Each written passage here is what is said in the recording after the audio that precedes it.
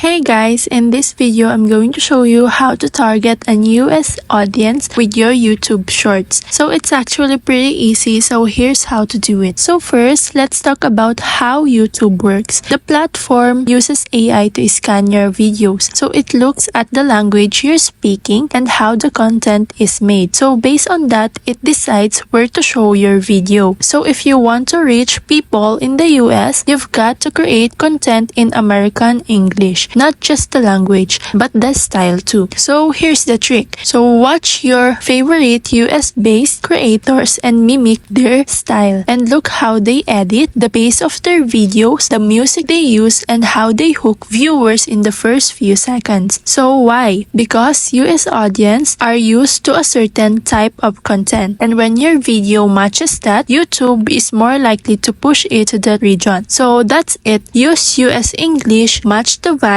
and let YouTube's algorithm do the rest. Thanks for watching.